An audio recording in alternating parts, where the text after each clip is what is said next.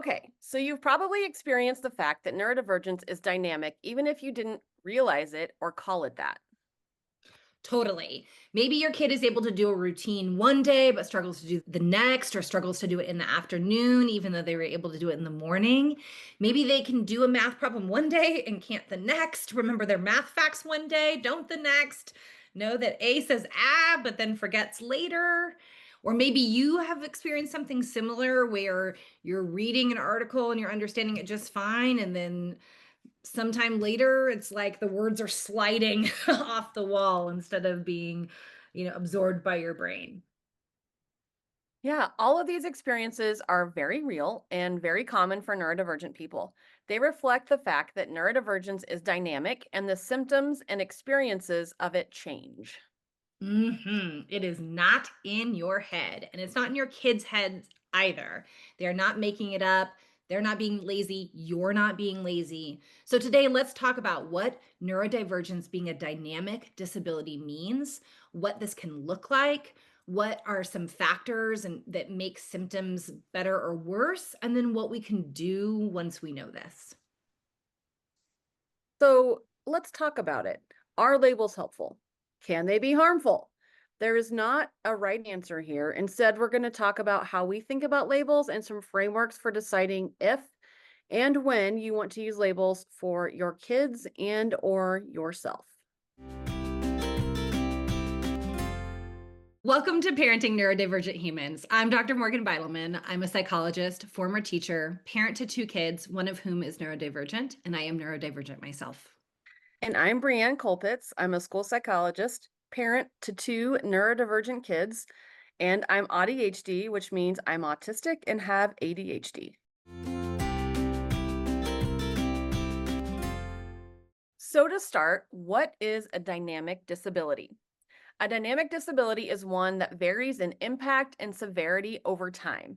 The symptoms associated with the disability often fluctuate. Diagnoses that fall under the neurodivergent umbrella are dynamic. If you don't know what we're saying when we mention the neurodivergent umbrella, we have a whole episode on that, so go check that out. Some other dynamic disabilities you might be familiar with are chronic pain conditions like lupus or autoimmune disorders like MS and even rheumatoid arthritis. With some dynamic disabilities, the term flare is commonly used to describe a sudden worsening of symptoms. Unfortunately, though, neurodivergent disabilities are rarely understood in this way, but the idea is similar in the fact that symptoms can get worse or better in kind of like real time and in a measurable way, meaning a lot of times kids and adults who experience neurodivergent disabilities will have at some point, some internal monologue that goes something like, "What the heck? I could do this yesterday," or "Why can't I just be consistent?" Or why can't I be like everyone else and just always do things? I need to be more disciplined, right?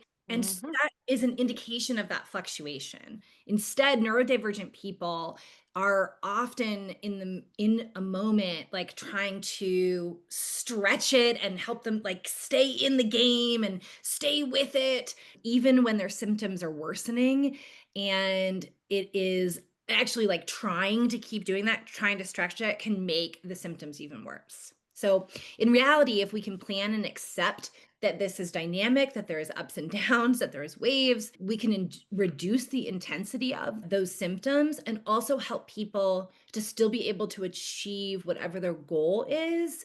They just might need to do it in a different way to accommodate where they're at.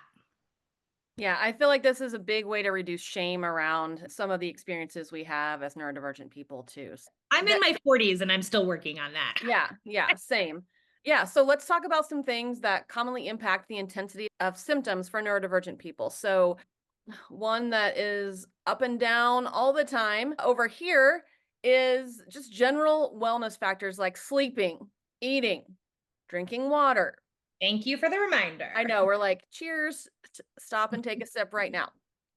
These things are essential for your body to function well. And if you're sleeping an appropriate amount, eating the appropriate food with some variety in your foods and staying hydrated, your body is just going to function better. It will have a positive impact on all areas of your health, mental functioning, and bodily functioning, including symptoms related to your neurodivergence. On the flip side, if you this is what I know mostly about. If you are tired, hungry, or dehydrated, your body and mind are going to be struggling regularly, and that extends to amplifying neurodivergent symptoms. Are you also a 40 something year old who forgets to eat lunch? It's okay. We're out here, okay? We just got to remember, set some timers, whatever it is. All right. So, dysregulation is another big one. Neurodivergence is about how your brain processes information. And the reality is that dysregulated brains are less able to function well than regulated brains. So, if you or your kids are dysregulated, symptoms of neurodivergence are going to be amplified. We have a whole episode on this. Morgan and I love to just talk about regulation and dysregulation. So, if you want to hear more about that, please go check out that episode. We're going to try to not jump in the deep end of that because we've already done that. Really, Brienne is cueing me to shut my trap and move on. Am I that obvious? But one thing I do want to just say, not on regulation, look at me, is the food and water intake. A lot of neurodivergent people, we burn through energy faster. I think part of it, I don't have scientific data on this, but is that like we're just taking in so much more and we're filtering out so much more that the energy is just burning, burning, burning. And so those, proteins, like good fats, fiber, like getting as much of that. And usually, I don't know about you, Brienne, but like if I wait until I realize I need it, we're in trouble. Oh my gosh. Yeah. If I get to the point of being hangry, it's going to be a bad day. Yeah, yeah. And I'm going to do or say things I regret. And I mean, I do a lot of work in the afternoon and evenings, and I'm driving around. Well, I do a lot of work other times too, but in the afternoon and evenings, I'm like driving from place to place. And I often just have like backup bars and like like tuna pouches like in my car to avoid getting to a place where I'm hangry. Yeah, really smart. Any hoozle, back on track. This is so fitting. Timing is another thing that influences neurodivergence profiles and presentations. And so there's a couple of ways to think about this. One is the time of day, or like understanding your flow states. If you are familiar with that concept, this will probably resonate with you. If you're not, let me just explain it really quickly. Like essentially, we have times of day where we're more apt to be able to do certain tasks, and we can get into a flow state more easily, which is where kind of like time disappears for us and we can just get in the jam, get in the zone, do the thing. And so figuring out what states match you are really helpful. Like I'm a deep work early morning person, so I can get up at 4 or 5 in the morning. Well, I don't regularly do that, but if I have something that needs significant brain power, I'm have to get up that early and do it. Whereas I know people who have to do it at midnight, 1, 2 in the morning, right? So understanding where and how you work best can help time work for you, not against you. Yeah. This is why when I see things that are like, be a part of the 5 a.m. club or be in bed by 9 p.m., I'm like, if that works for you, Right, right. N of one, N of one. Yep. Right? Like just because it's good doesn't mean it's good for you, but it's good information to help you hack and figure stuff out. So, that can be the same for high intensity mental tasks. It can also be the things like brushing your teeth, remembering to do these things, like all of these maintenance tasks, and thinking about like when's a good time to do those, or if we need to pair that with something else so that we can move through it. And then on the flip side, time can also be a stressor and make it harder and make it worse. So for some people, a time constraint can be really impactful. It can make them look more impaired than they are when they are under different circumstances. So for instance, if you take somebody who has a learning disability, for example, and you suddenly are like, you need to do this in 3 minutes, even if they know how to do it, it like falls out of their brain and they suddenly can't do it. So that just thinking about timing, both how can we use it to work with us, and how can we be aware of when it's working against us or could work against us.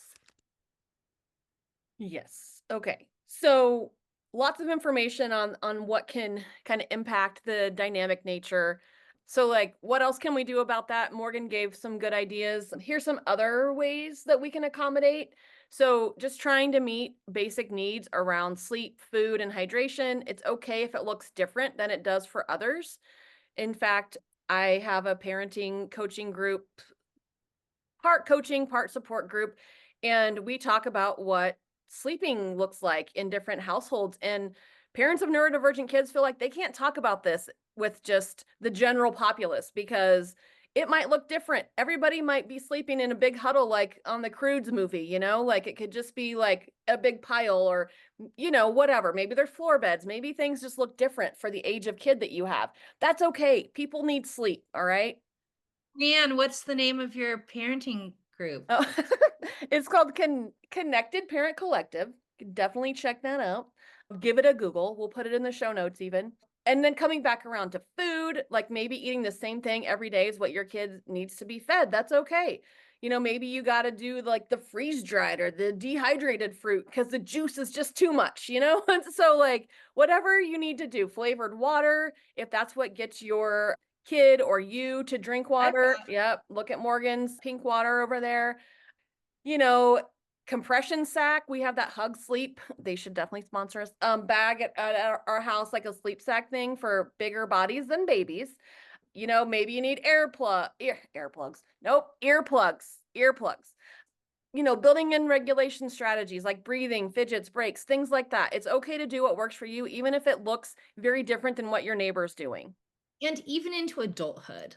But apparently, I'm hot to trot on my age in this episode, but like I'm once again in my 40s. And sometimes when I can't sleep, I turn on an old episode of How I Met Your Mother that I have downloaded on my computer because I didn't understand how streaming services worked on airplanes one time. And now it's like permanently on my computer. I've upgraded. I understand how they work now. But at the time, I did not. And it's just one episode that has literally been on this old computer that I have for like 12 years. And when I can't sleep, I play that exact same episode and I turn the screen all the way down. And it's because listening to the dialogue allows me to pull out of the dialogue going on in my head, and I know it so well, and I can actually visualize what's happening in the scene. And so I somehow have this weird visualization thing that's happening that allows me to sleep. Now, if you told somebody else, oh, yeah, I listen to a TV show from 20 years ago every night to go to bed or whenever I can't sleep, that would be really conflicting with what we hear, air quotes here, about what you should, air quotes, do to sleep, right? Yep. So figure out what works for you. And if it works for you, it works. Yep. Yeah. I'll co-sign that. For me, it was Muppets Take Manhattan. That's my fall asleep movie. And if I like have to be asleep before like Kermit gets amnesia, or it's not going to happen. Anyway,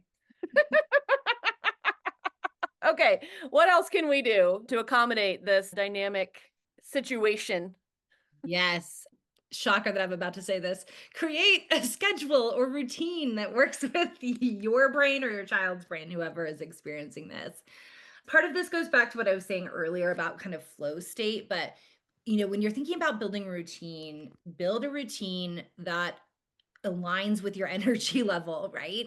And so a lot of this starts with being able to realize kind of where you're at or realize where your kid is at. Yeah. And then being like, okay, so we're actually not gonna do homework at 4 o'clock. We're gonna do homework at 6 o'clock.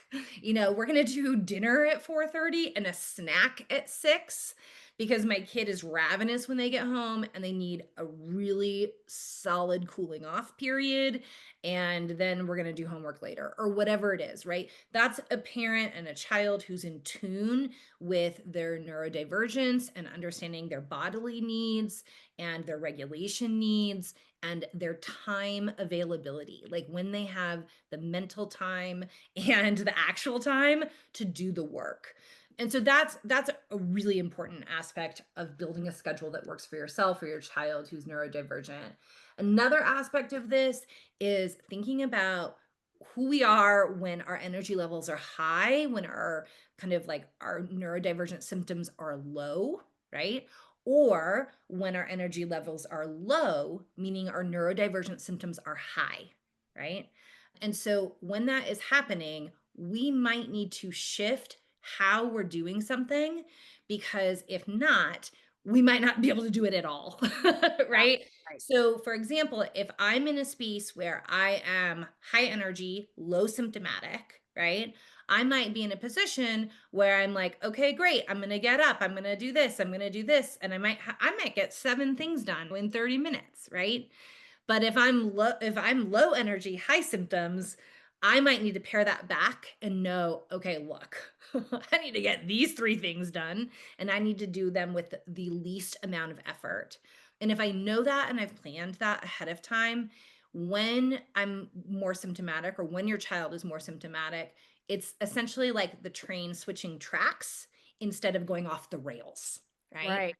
And so that would be some ways that I think about it. And then of course we can build in things that we know that we've talked about a lot, which are things like frequent breaks and like extra time or additional accommodations that somebody may need to be able to be successful, like in a school setting or in a work or even a home setting, like a calculator to take away some of the executive functioning, or extra time to complete a task, or having movement between activities. All of these things can obviously be very, very helpful.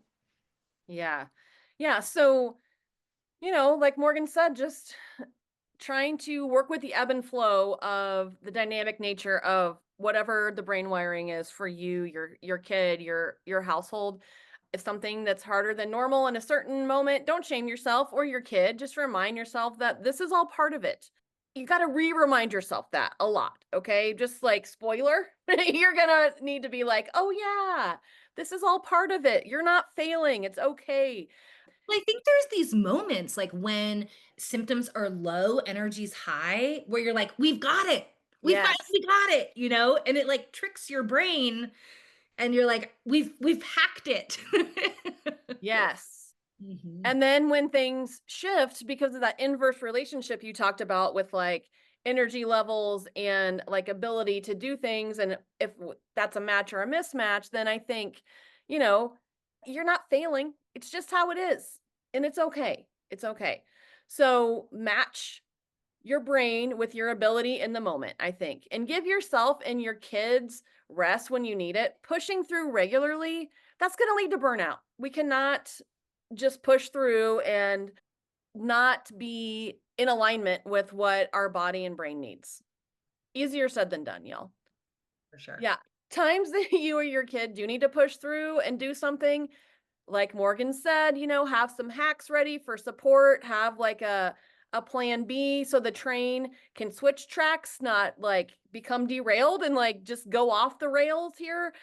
Maybe you listen to text instead of read the paper copy, and that's like the break your brain needs because you just can't handle more like visual input.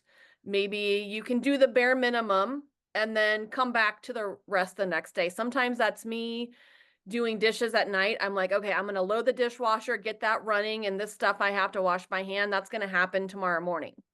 Usually mad at myself the next day because I didn't just do it, but in the moment I didn't have the energy to do it. You Just put know, some water in that. It'll Yeah. Yeah, soak them. They were soaking, okay? Another thing is maybe you have a playlist. I've been playing around with this idea recently that get you through something, like a certain task, or, fidgets give you a little boost to get through something. Yeah, it's okay to use what you need to get through it. Yep. Yep, absolutely. Something that I'm working on with a lot of my teen young adult clients is insight around some of this stuff. And as we're developing insight, one of the things that we do is we start making a list. So we have it written down, like a playlist works for me, leaving the dishes to soak works for me, all these things. So they're not just sitting in our brains, because when we are lower functioning, higher symptomatic, it's harder to access that stuff. Mhm. So if it's outward, it's somewhere else, and we can refer to it, we're much more likely to be able to utilize that as a tool in that moment. And then when we're feeling that shift happening if we can say to ourselves, instead of saying, I can't do this, saying, how can I do this in this moment? Or what can I do in this moment? Will help your brain start to think of solutions. And if your brain is like, oh, wait, I have a list of things I can go back to and look at, then that can be really, really helpful. So my tip to everybody would be to externalize your thinking as you develop more insight and you figure out things that work for you. Because if you leave it internally, then when you need it, you might feel so jumbled that you can't access it. That is a great tip, and it's why I have a note in my phone about foods I like to eat. Because when I am highly symptomatic, I can't even think about what sounds good, or I can't even remember like what I want to eat or what I even like to eat. And so, yeah, I think I need a few more lists about other things that can help take that mental load off so that I'm not having to try like to force myself to push through feeding myself by like making it harder to think through what I need, right? So, yeah, that's a great tip. Thanks for that one. Yeah, absolutely. On that note, thanks for listening. We'll be back next week for our first episode in a little series that we're doing this season on teaching strategies to use at home. Make sure to subscribe so you don't miss it. And if we're a good fit for you, follow us on Instagram. Dr. Morgan is Dr. Morgan Beidelman, and Brienne is at It's Brienne Colpitts. You can also find the podcast on YouTube and Patreon at Parenting Neurodivergent Humans. As always, if you have a question or topic you want us to cover, send us a note. You can message us on Instagram or use the Google form in the show notes. As always, thanks to our editor and producer, Erica Carpenter. We'll see you guys next week. Thanks for joining us. Bye. Right now, I'm like in a zone, right? Like I'm using a planner, like check me out, right? Like in 2 weeks, that could be done. Just a quick disclosure, this podcast is for educational purposes only. It does not constitute a psychologist-client relationship and should not be used in place of an expert evaluation or therapy. As Erica is modeling right now, because when people are watching her, she spells every word wrong instead of 1 in 10. Just keep going and I got you.